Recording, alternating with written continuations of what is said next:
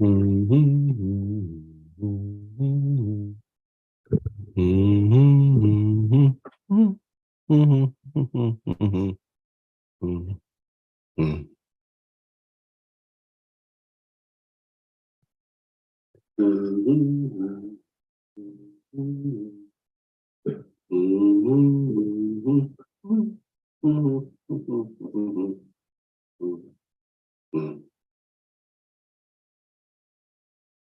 right.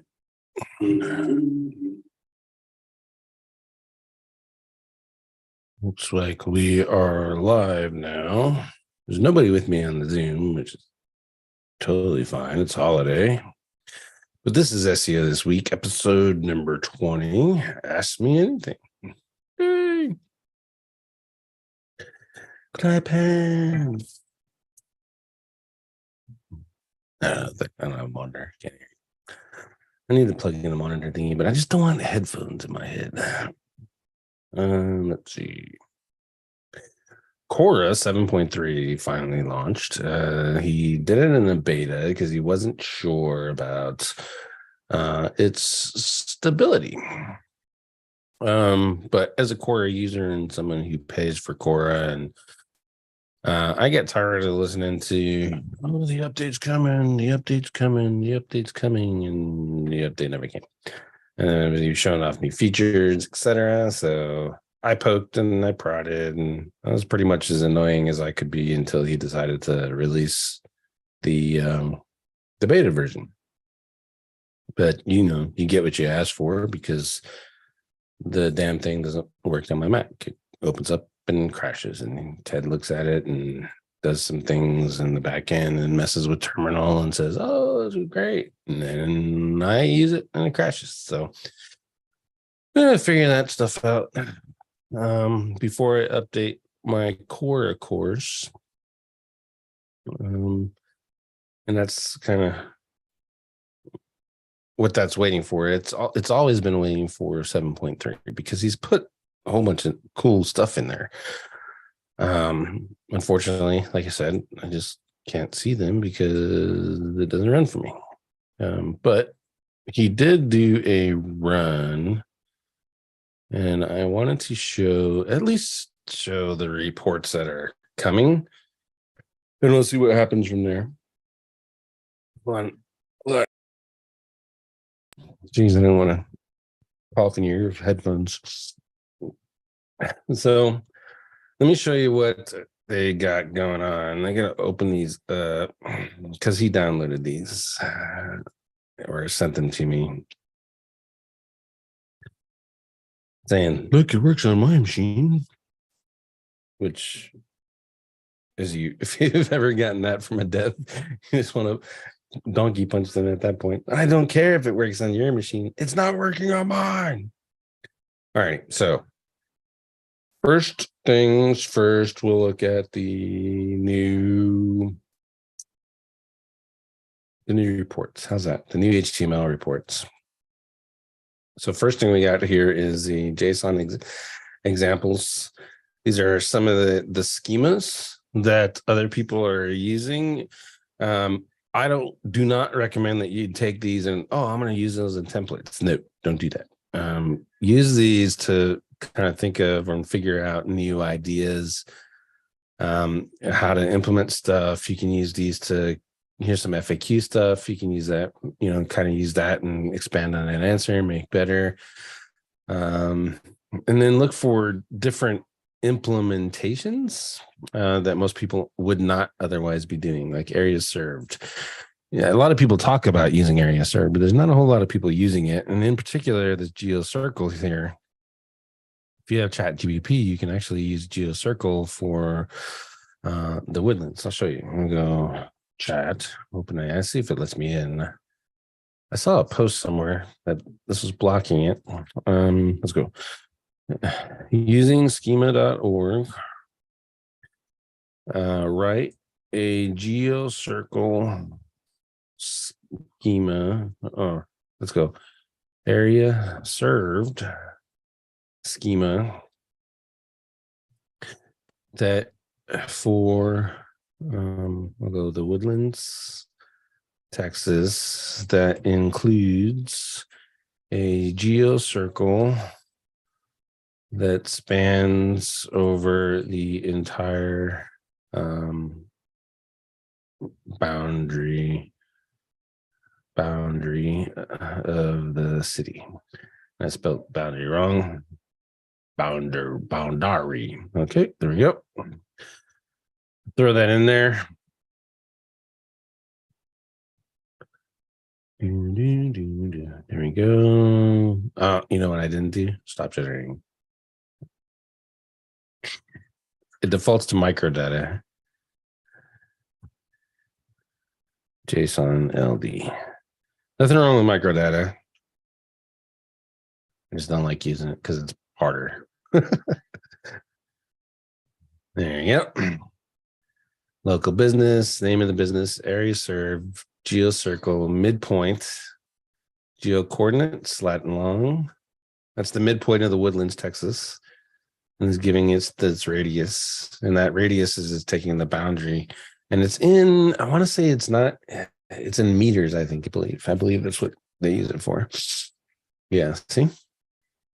So most people don't even be doing this. Now, let's think about this from a different perspective. Like, why would I want to do it this way when everyone else is doing it this way, right? This is a machine, and you're using the schema to teach a machine about what your page is about and where your business is served. So this way might actually be better. Now, there's no testing behind that. There's no, I mean, it's total guessing, but it might be better. So that's cool. And then we can see, let's see, list items, roofing contractor, list items. I don't know that I would have done it that way. Maybe services or products or areas served. List items is interesting. But anyway, that's the JSON LD report. Pretty cool, right? All right, let's go. I'm gonna look here. Any questions? Single web pages ranking for same keywords. I'll get to this after we're done. All right, this one is the SEO factors. This is in the original or the 7.2 version. I mean, it's okay. It tells you where all the factors are. I would kind of use this for not. It's like the order of the factors that are your keywords are ranking for, right? So technically, they shuffle this order around. You can actually put this on your website if you have a business or something like that, like an agency. Generally, don't use that one too much. And then you have the keyword parking. And this one's all right. The value is actually over here. And then you pick a random post. And then you can copy the HTML, random HTML. There you go. Copy the source and then use that as a placeholder or whatever. Essentially like think about those videos where everyone was doing live videos. That would be where this would go. You can use this. And then the rest of the stuff I go over in the course is just more information, just something to look at, titles, descriptions, how everyone's doing it. You can get some copy ideas from here. A lot of this is copy ideas. Look at the headings and do copy ideas and stuff. The only downside of this is it doesn't structure it in any set of way that are just kind of all thrown in there. But I mean, there's some heading ideas. And then the open graph, it's just a visualization. This one, I mean, you can copy the open graph titles and put it into another thing if you want to or something like that. But that's about that. All right. And what else? How often? All right. Question time. Oh, no, we're not question time yet. Hold on. Let's stop the share. And then I want to share the new Excel. I'll show you guys the new Excel. Man, plus. Oh, come on.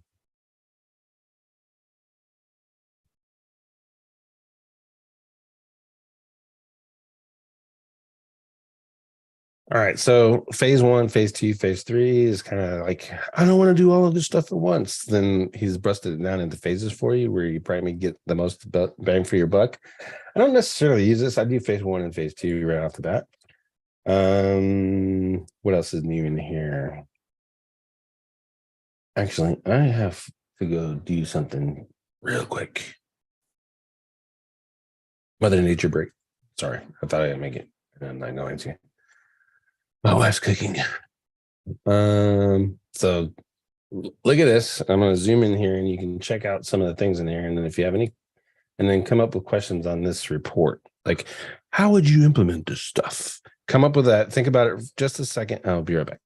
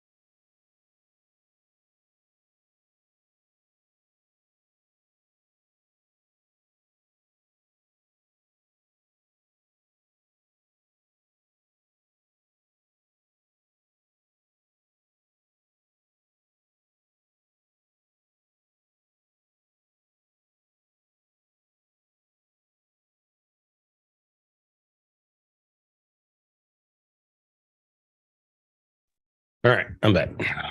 And just say that if my wife ever offers to make you Korean food, run for your life. Just say. All right. Okay, so new in the report is this yake words. I'm not entirely sure where it came from, but it's kind of like a, I don't want to say LSI, but think about it that in that sense. Common used words, common used phrases and stuff. Um, so that's new. Variations is broke down now. So instead of add 5 more variations, it tells you exactly which one to add and how many. That's cool. And then the entities report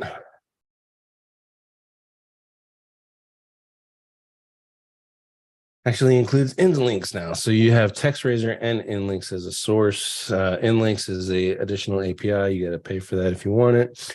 I recommend that software. So I upgraded to get more API credits because I tend to run a lot. And I don't know that I absolutely needed to. I think I had to I had to get to a certain level in order to have access to the API. But I wasn't using, like I'd run like 2 or 3 of these a day and I wasn't really using much of the credit. So maybe I don't want to say share an API key, but maybe find someone who's with Cora and you guys can share a same API key or something like that. Save yourself a little bit of money in that regards. The LSI words are still there. I honestly don't use these all that much unless I'm trying to think around with word count, and then those will come in. What else is new? Basic off page. This is just referring counts.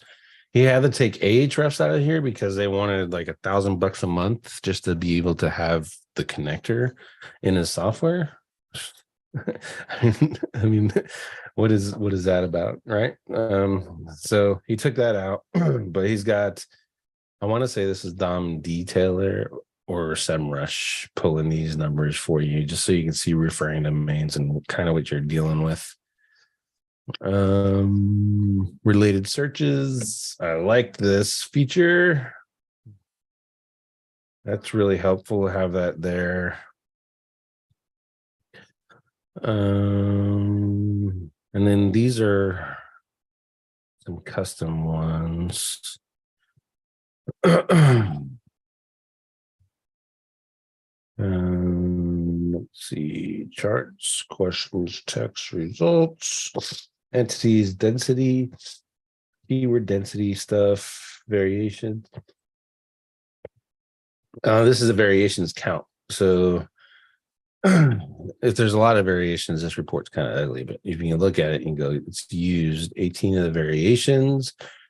And then here's kind of the roll up. And remember when it's counting these, so like if it said roofing contractor and contractor, like this one says 42. It used roofing contractor 14 times and it used roofing contractors 24 times. So then it added those up and it came up with roofing contractor 42. So don't look at it like I got added 42 times. That do the math and probably stay over in these double word things and this would make more sense. And then the old standard overview is still there. You're messing around with that kind of stuff. And let's see, cluster data. Well, this is words within the cluster. So roofing contractors, the woodlands, and then it creates essentially a topic cluster inside of there of the words that are part of that word. Make sense? So, I don't know whether it's useful or not. I think what I would actually do with this, and I'll have to test it, is probably use all of these for anchor text. That's what I would do. All right, so that's that. And there's a couple new features that I haven't tried yet, and I didn't get copy reports of. One of them is the map grids. You can do map grid tracking inside of Cora now. The other one is he integrated ChatGPT, and he's having a thing where you can save your prompts. That's partially in there. And then the new update, the update to this beta will have a full functioning version of that. Yeah, that's pretty much the main changes, really, is that map grid thing's kind of a big deal. So, and then the ChatGPT, I mean, he's kind of just bandwagon jumping on that one, but that's cool. All right, so that's Cora. Let's get over your questions now. Greg and Darlene, how often can you safely do a press release? I usually just like do one, right? So let's go if you're in a competitive niche. If you're in like rehab and you're doing a blog post from rehab, you probably do one for each blog post just to kind of kick it off. That would be a good application. If you're doing a local business and you want to build up citations, and you can get citations from press releases by just putting your name, address, phone number, and you're on there, and now you have a citation. You can do that. I would say stick to one a month. It's kind of because you want to see if there's no sense in doing like 10 of them in a month if one or two was good enough, right? So do one and then wait a month and then go back. If it's not where you think it should be, do another one, but make sure you also link to your old press release and the new press release to kind of double stack the value of that. If to make that worthwhile, though, you're going to need to find the ones that are actually deleting your press releases and not link to those, if that makes sense. Let's see, Tanya, the single page website is ranking for the target keyword on position 110 and for other relevant words on position 30 and 40. No backlinks on purpose. What would be the issue? The target keyword is harder than the relevant words. That's pretty much it. Yeah. When ranking multiple domains for the same keyword, how heavily can I interlink them? Any chance y'all going to glue them together? No, they won't glue them together, and you can't interlink them. Gizmodo, is that the name of that publishing company? They got like 30 websites, and they're all interlinked to each other. Totally fine. And no, they won't glue it together unless you use the same content, and then the algorithm will be like, what the hell's going on? So you got to make sure it's unique content, unique branding, unique design, blah, blah, blah. And then you'll be good. Is there a full list of HTML tags that get special treatment from Google? From what I see, most of the tags Google treats like generic div. What are the expectations? There was a test that Ted did when he was a part of IMG that outlined all of those HTML tags. I actually went into IMG to try to find it and I couldn't. I can look back in there and see and then redo his test. But it's not so much special treatment, it's more, is it reading that what's inside of that tag or what's wrapped around that tag and using it for the purposes of ranking? Hey, if you put your keyword in a table, is it going to read that keyword? Is it going to read the table? We know H1s, H6s, obviously, right? And then the other part of that is, let's say we find all of those, we'd have to do another test to see power order. And we'd have to do that test 10 times. So let's say of the 78 different HTML tags, I'm making that up, I'm not sure the exact number. Let's say there's 78 of them, and then half of them actually have Google reads the stuff inside of them and ranks or uses that for rankings. Half of them do that. So now we got to find those half. Well, let's just say for the sake of argument, that's 30.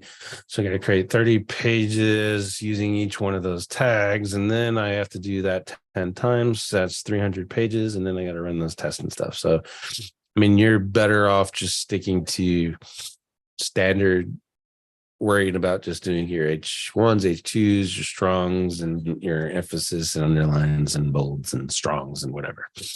That test that you're asking for, Tanya, is actually it's not easy. Matan, would you recommend for an affiliate site to list a US address and phone number to put on the site? I would not. There's people saying to do it and that it's okay. And then there's the other argument that if you do it, then it's kind of locking you into the region that you're in, right? And that part came from Bill Hartzer, single instance test.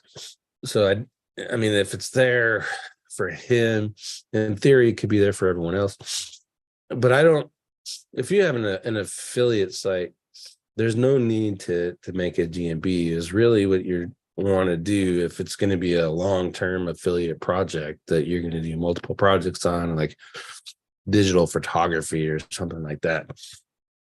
It's really going to be your branding that establishes that entity. So Facebook, Twitter, LinkedIn, all those accounts all tied together, all republishing and promoting the content that you do on your thing, and that's going to establish your entity versus creating a map. The map is not going to do you any favors. Pointer. I like that. Pointier.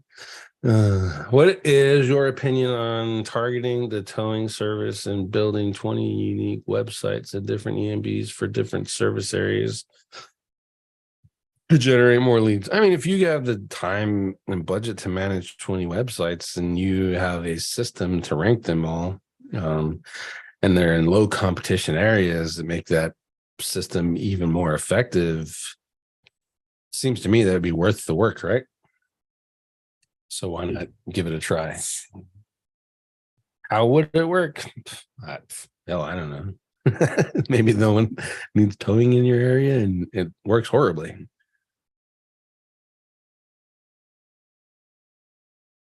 I would probably already also interlink them. Here's our partner service in City X. Here's our partner service in City Y, and just interlink them all on this partner services page. I bet you that would, and then link that partner services page to the homepage, because I'm assuming that the homepage be where you're trying to rank it in the city, and that will carry it over and do pretty good for you. So I'll try that out. Start out with like 4. Don't go 20. Do 4. Pick 4 of your easiest towns. Build a template that'll rank in your hardest of those 4. And then deploy that across all 4 of the sites, all 4 of the sites, and then see where it ranks. And then watch the lead count. On the flip side of that, you can open a PPC ad campaign at each one of those, keeping them all separate. Open the PPC ad campaign in all 20 of those locations. See how much search volume and impressions in there, and see first off if the whole adventure is even worth trying. Because if the search volume is crap, then you may need to find different keywords, or maybe there's just no market there, right? So you got to consider that too. Yeah, PPC would probably be the best place to start in that $150 campaign. Knock all of those out, run it for a week, get your impression numbers, multiply it by 4, and there you have the monthly search volume for each of the keywords in specific cities.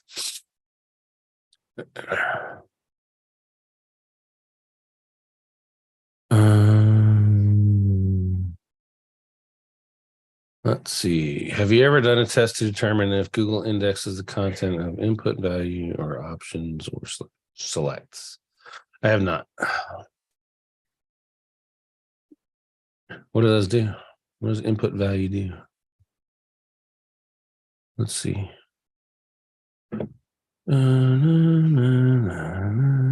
Sure. Oh, come on. Oh, you put a whole bunch of crap in here.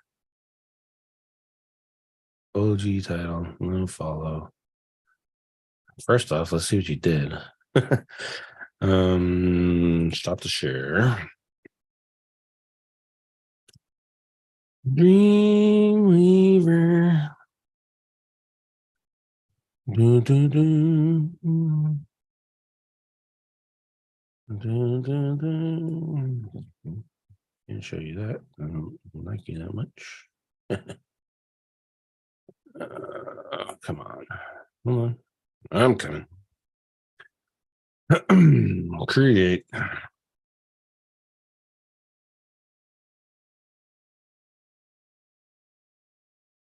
What the hell you got going on here? How did you copy all that into the thing? Where did this come from?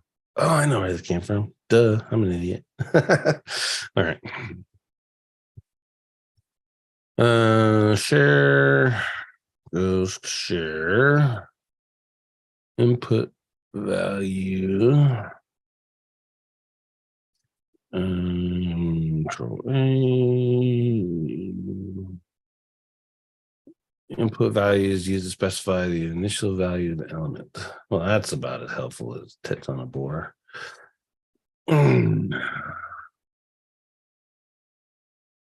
Action frame. Input type text. ID, name, value. Input value for this is F name, and then it gets put into here. I would like looking at it again. I haven't tested it, but looking at it, ID, L name, type submit, L name, do, input value, submit. This would be like on a form, right? Let me see. Yeah, so you have your value, input your name, John Doe, submit. That's a good question.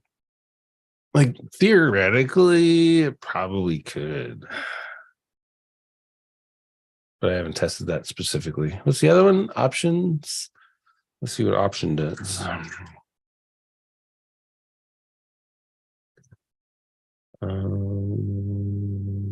Option.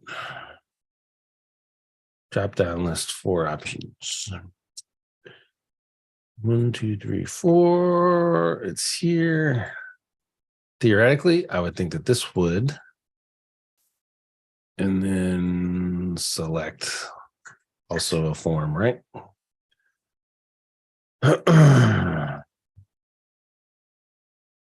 Yeah. Select cars, select from a name of cars, select a car, select name cars. It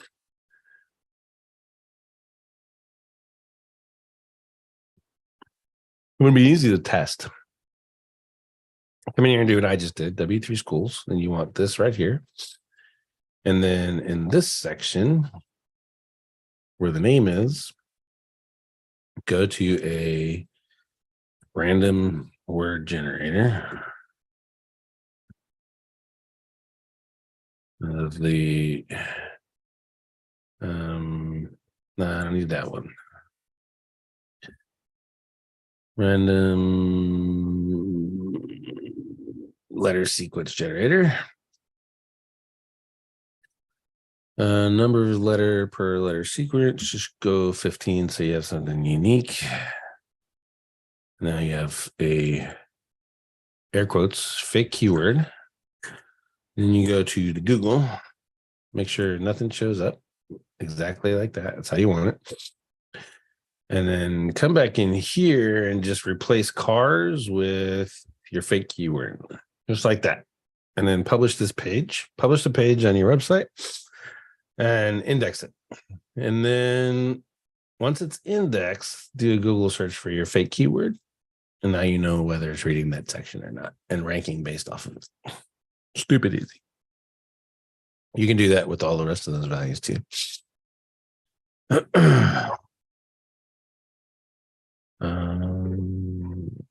If I need to go over that again, let me know. I'll do it slow.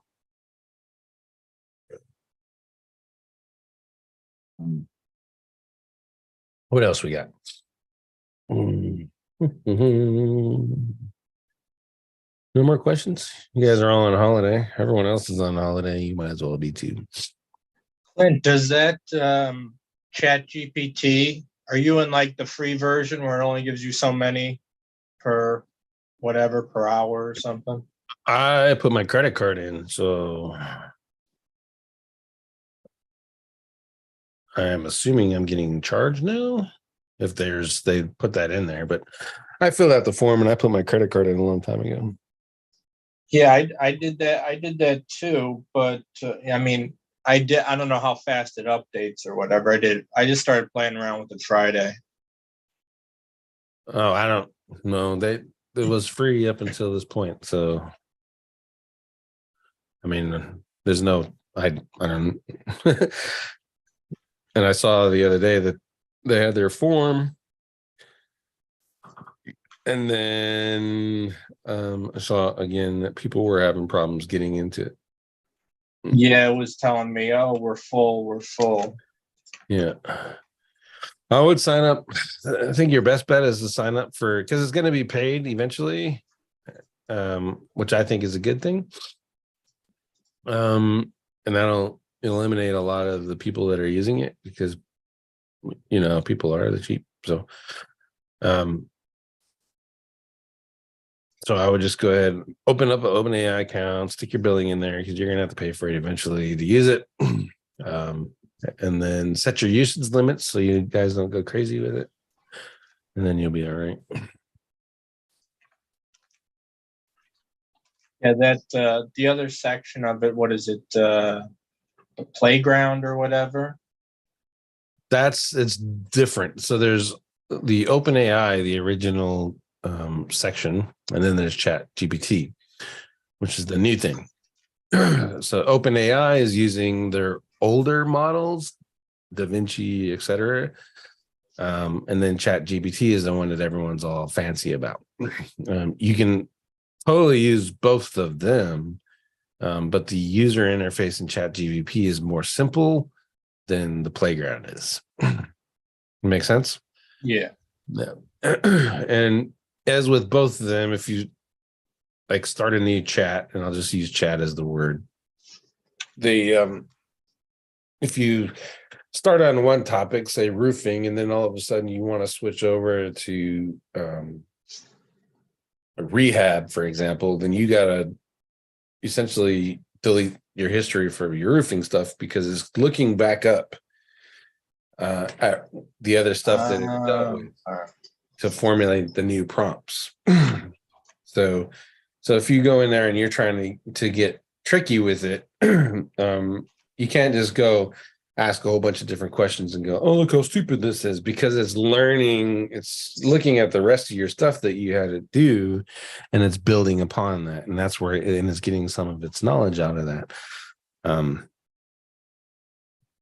So if you want to play games with it and ask it dumb questions and then go on Twitter and say, look how stupid it is, you got to erase those previous histories to do that. Okay.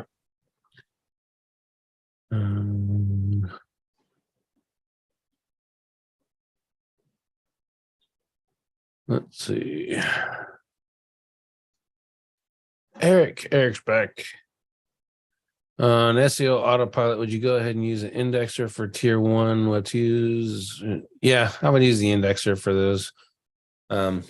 All tier 1s, if you think about it, all tier 1s should be good. So if you're looking at tier 1s and going, oh, these are high spam, and you don't feel comfortable indexing them, then you probably shouldn't be using them as tier 1s. Right? It's kind of how that tier 1, tier 2 thing should work out. So if you're comfortable enough using those as tier 1s, index them, you're going to be all right.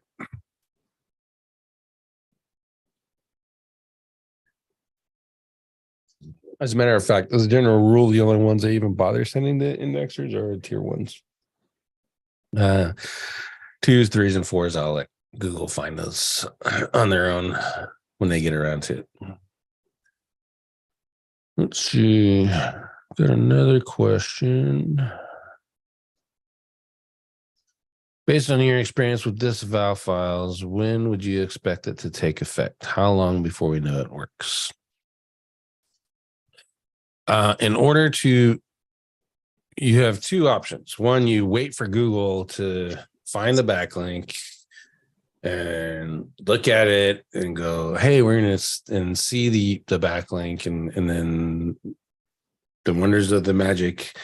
It'll check the disavow file and see it's in there and then say, nope, we're not using this. We're not giving credit.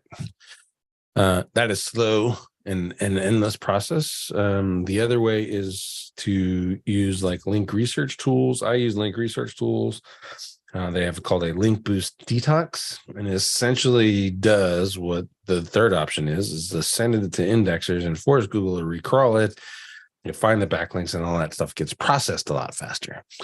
And in general, you're looking either in the first way, you're looking at months, and then the other ways you are looking at a couple weeks.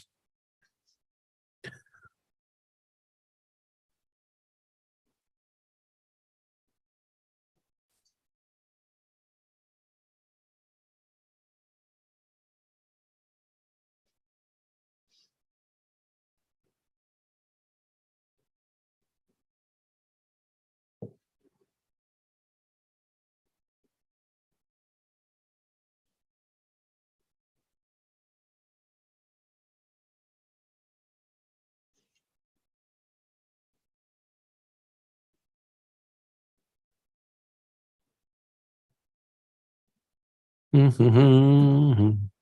And Clint, what if after that couple weeks we don't see anything? Wait longer?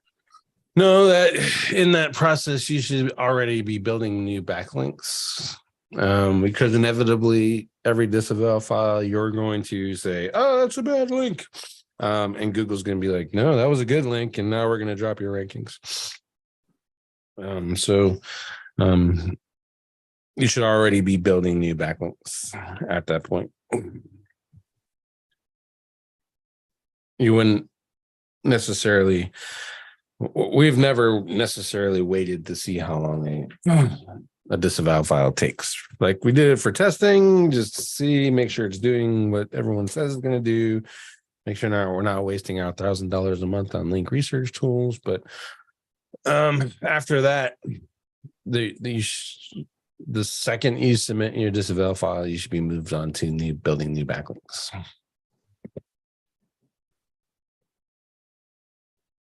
Okay. Let's see. Well, it's a holiday. I'm out of questions. I'm out of stuff to blah, blah, blah about. I wish I can get Ted's software to work. What, his testing software? Cora. It's not working. No. Keeps crashing on me. I'll open it one more time.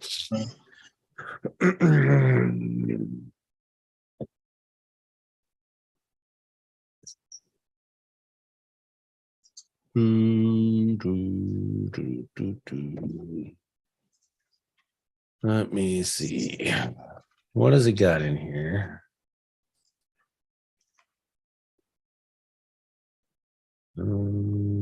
Referral agents. Ooh, I'm gonna set that. That'd be fun.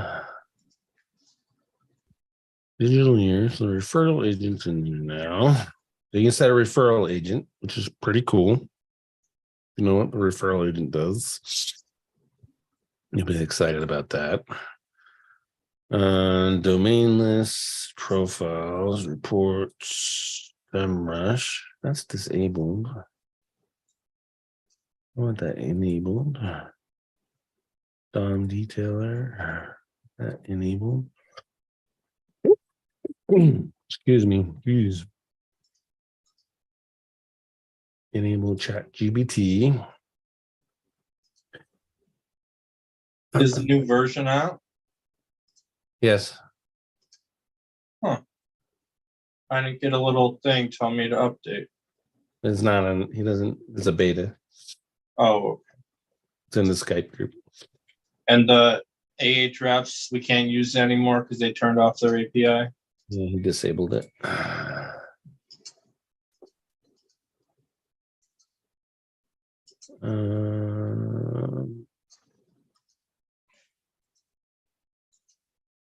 Word list locations. I could have swore there was another API. Rapid API. Oh, here it is. The local rank tracking. To turn that on, you need a Rapid API account. It's free to get a 1,000 credits a month. I am going to subscribe, and we'll see how long that eats that. How long it takes to eat that up. And, let's see. Put that in.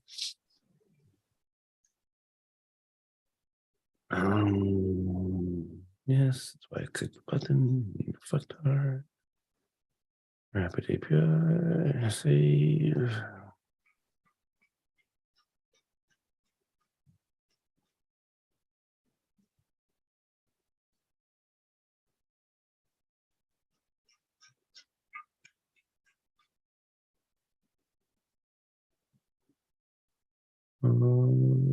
Sign up. Oh, Jesus.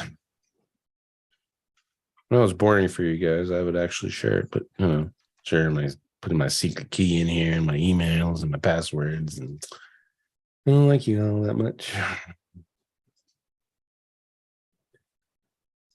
Let's see. Any more questions? Nope, no questions yet. Cool. I'm gonna keep going.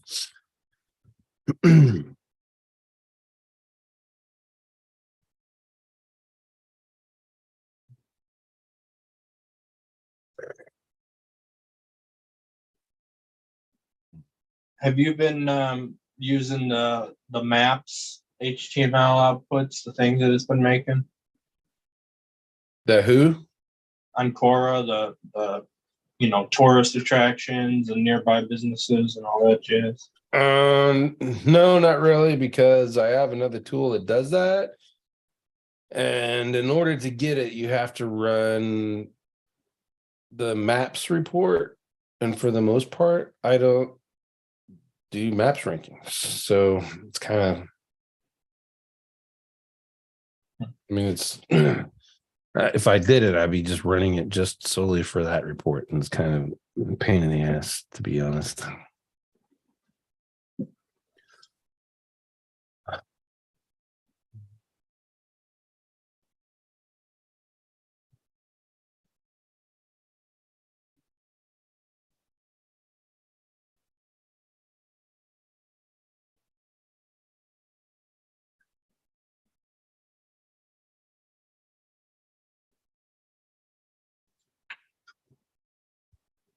Fucking this was dumb. Fill out the 50 forms so we can use this thing. API. Now, where's my API? One dashboard, all your APIs. Okay. My APIs.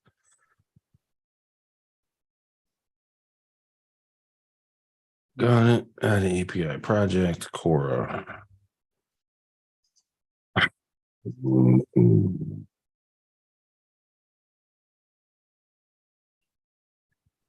Add API. Oh, come on.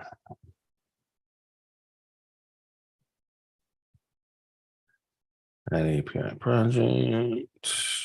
I'm assuming I'm doing this right because there was no instructions.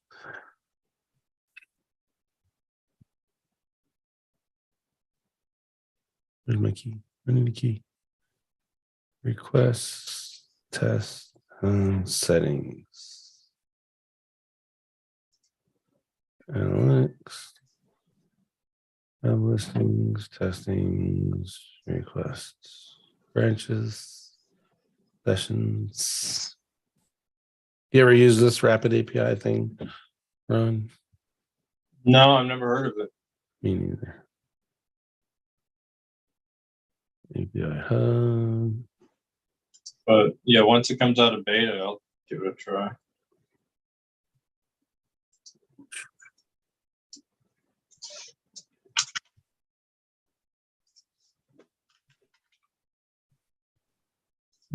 What am I supposed to be looking for? Local rank tracker.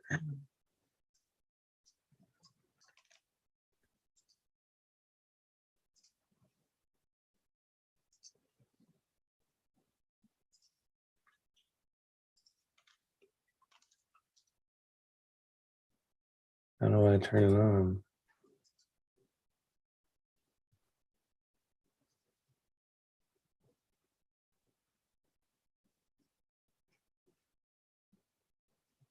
Rapid API key. I'm going to assume that this is what I need.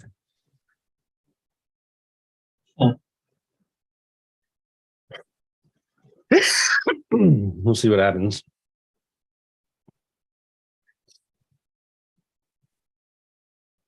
Settings. So what? It's like a API that can connect to millions of APIs.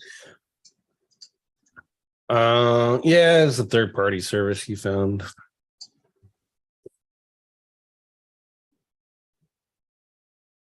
So what rank tracker does it connect to? That particular one is for the local map grids to check your map rankings. That's what that particular one is for.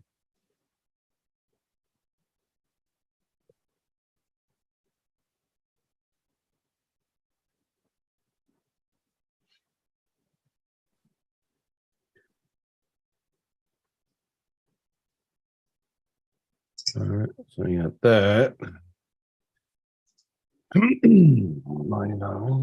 That. I'm going for it. Google Maps, local variations. Got a keyword run? No, for maps. Never mind. Let me figure something out. I'll just use digital here. Phoenix, Arizona. I guess I can share this now. Sure. Phoenix, Arizona. We'll go Phoenix SEO and search.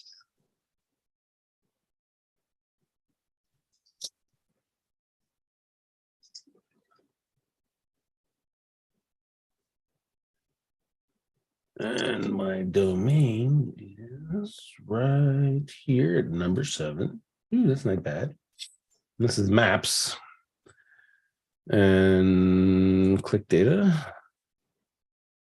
And let's see what happens. So if history continues, it'll crash. But if it works, then in theory, I should get the new reports that you were just mentioning, plus the rank tracking for the API from the API, assuming I set that up right. I just totally guessed and mashed buttons on that. Well, we're waiting for that. See if there's any more questions in here. Yep, Eric's got one. On autopilot, seems likely they uniformly use Web 2.0s with high, medium spam scores. Don't worry about it. Just go. That's because those are in the software, so that's what the spam score is picking up, right? So, yeah, but I don't necessarily worry about spam score anyway. If that's your metric. And you're worried about those spam scores, I would select medium and lower and just skip the high ones. But remember, when you do that, there's probably a reason that they get used a lot. That's a lot of authority, and they actually help the rank, right? So again, that's your risk management thing that you're going to have to mess around with. I would do some testing and see the value of those. I tested all of those individual nodes a while back for SIA, and they all came back. All of them came back as boosting of the rankings. None of them tanked anything. So I would say run that test again on your own. Just select just the Web 2s.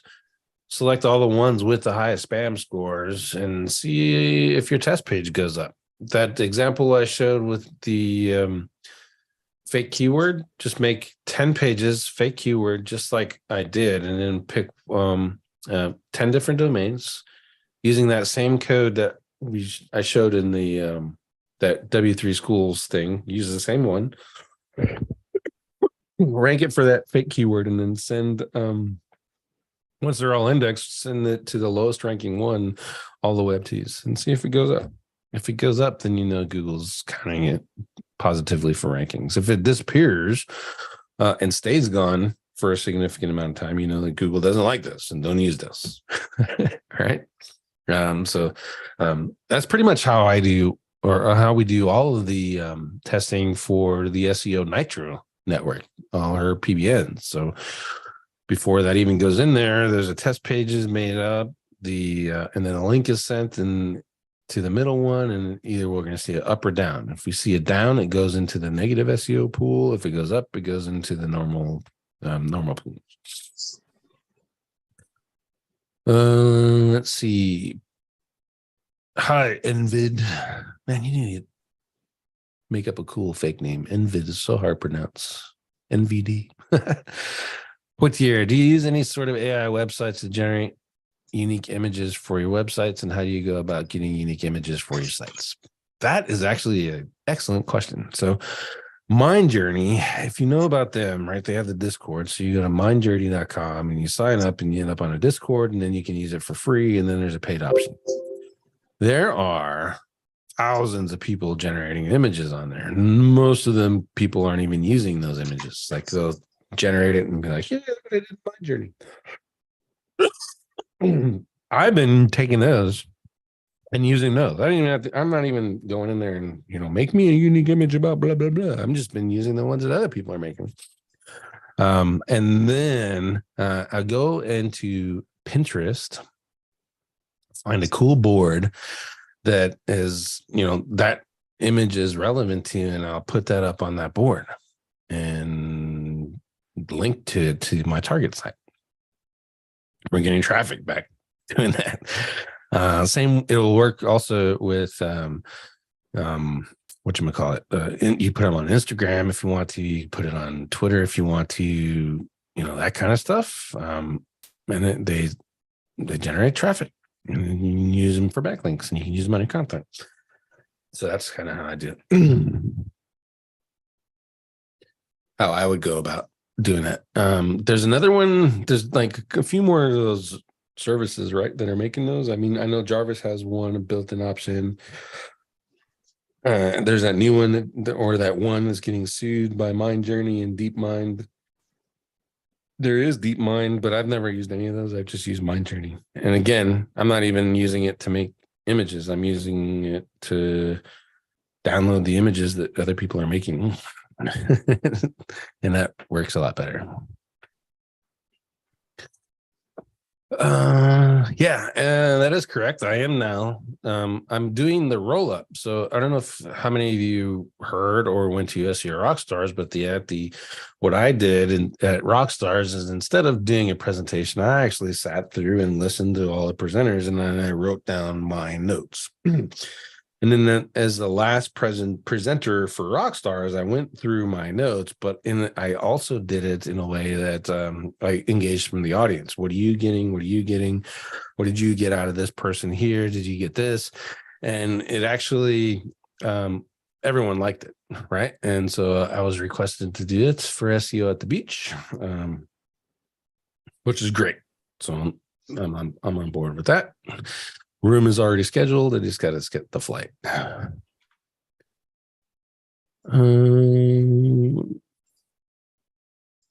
So yeah, thank you, David Hood, for inviting me to do that. Him and Mike Murillo and Brock.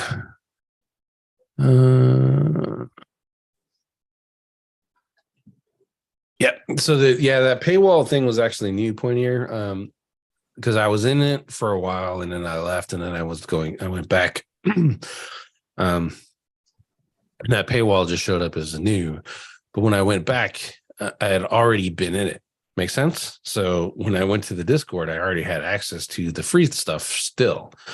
I don't know if that make a difference now. Like if you have never used it before and you go sign up now, you might have to do the paywall stuff.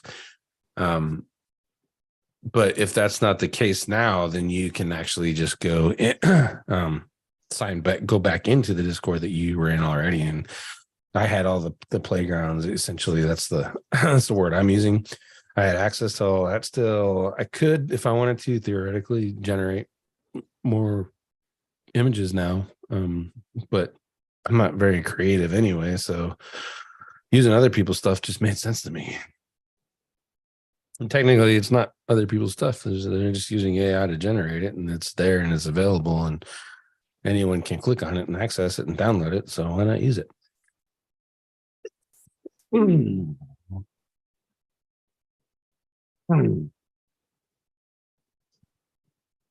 See, Cora is still running. So slow. No, I'm lying. It's running so much stuff now.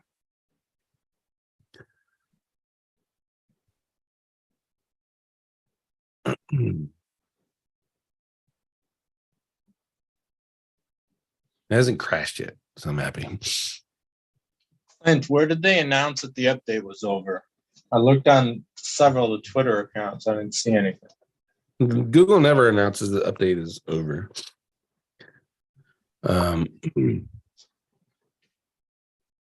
Yep, there you go. See, crashed. Yeah, because what was it? SEO Roundtable sent the thing out. Oh, the update's over. Yeah. You guys sent an update out. Oh, the update's over. Yeah, Google never announces it. I thought they said it was over. If anything, it would be like the SEO not search advocate. There's a specific Google account they announce all that stuff on. Yeah, the liaison or whatever. Yeah. Well, it's not. I don't know if it's liaison because Danny Sullivan's the liaison. But anyway, yeah, that's that one specific account. That one specific account is the one that they release it on. Search liaison. Yep, that's it. Yeah. And I just tell you, it's going to take a couple weeks. I mean, the rest of that is they're all guessing. Or they'll keep asking John Mueller and then he'll finally go, fine, it's done. I mean, he doesn't know. Yeah. He just says, yeah, it's done. Danny Sullivan, same way. And, they're not all in-tuned. They're not integrated into the search team as much as everyone thinks they are. They're PR people and their job is to send out the message in the PR direction that they get. So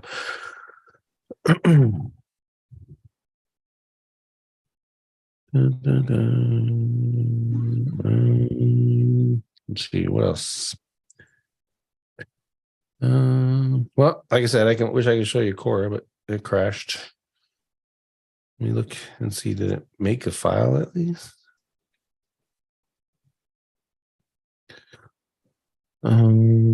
Documents, Cora.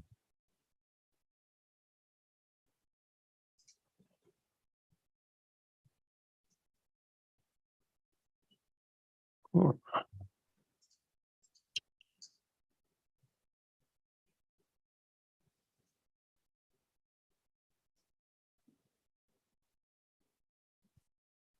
Let's see.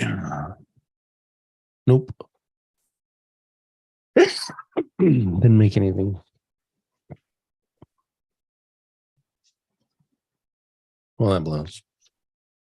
All right. Well, I'm going to deal with that today. I got some work to do. So I think I'll call this the end of the YouTube show. It is my pleasure, Pointier.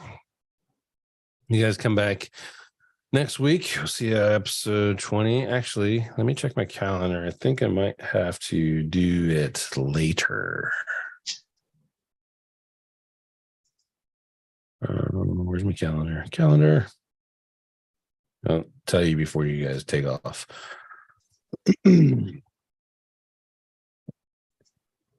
Yeah, I might be a little late. I got an appointment with the VA at 9. In theory, I can make it, but I might be 30 minutes to an hour later next week.